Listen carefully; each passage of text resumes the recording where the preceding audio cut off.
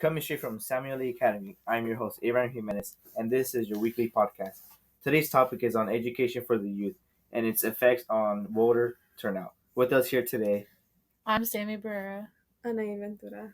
And I'm Janeth Rebolledo. so Janet, why don't you kick off the conversation so we can tackle this topic? Well, Abraham, as we have seen throughout the years, the levels of knowledgeable engagement by Americans' youth is too low.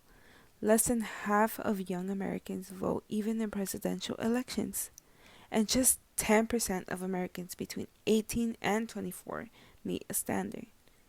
Many opportunities for civic learning and engagement are highly unequal. For example, white wealthy students are 4 to 6 times more likely to exceed the proficient level on National Assessment of Educational Progress and Civics than Hispanic or Black students from a low-income household. Civic education is essential if we are to continue as a free democracy. As Peter Levine said, all young Americans should be informed and responsibly involved in politics and civic life, and engaging the next generation is the best long-term solution to problems and dysfunction in the national politics. Now I'm going to pass it along to Anai. Young adults are known for their lack of interest during the election season. This could be notably seen in the 2016 election that had Donald Trump winning the White House with only half of the eligible adults voting. I know that my sister, 18 at the time, chose not to vote because she was not interested in voting due to her lack of knowledge on how to vote. And then looking back at the 2014 election, only 20% of voter turnout was recorded.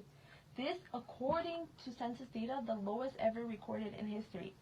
But what is the cause of all of this? It all goes back to the lack of civics education and social studies in class at a young age.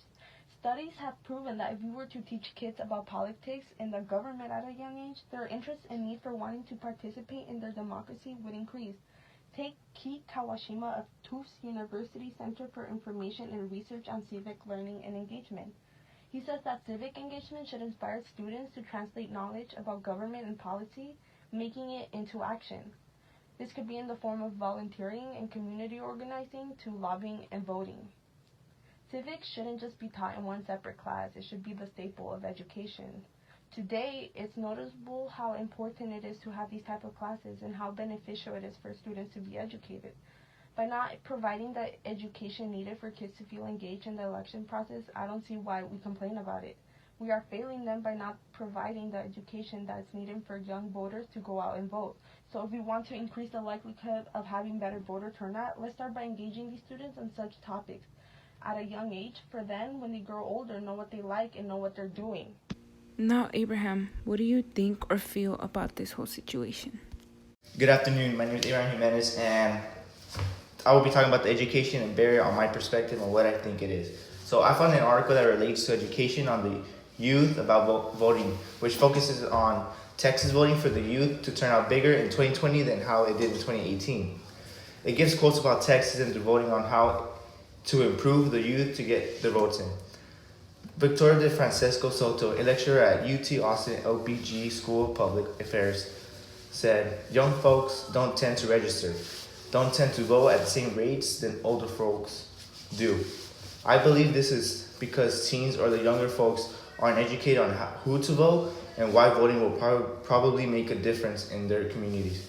I personally believe if the younger group had a sense or feel for what voting can do at an early age, then therefore they would vote and possibly outcomes would be different.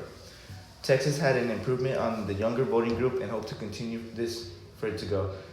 It improved by doing campaigns, educating the youth, and just giving them a sense of knowledge on why and what it can do for you. I think we are going to see that trend continue and then be popped up a little bit more by the sheer fact that you always have higher turnout. Higher engagement in presidential year elections, De Francisco Soto said. If the youth will be educated and the votes will increase, then this will be great as the future of tomorrow will be making a difference on what they believe will be best for their community."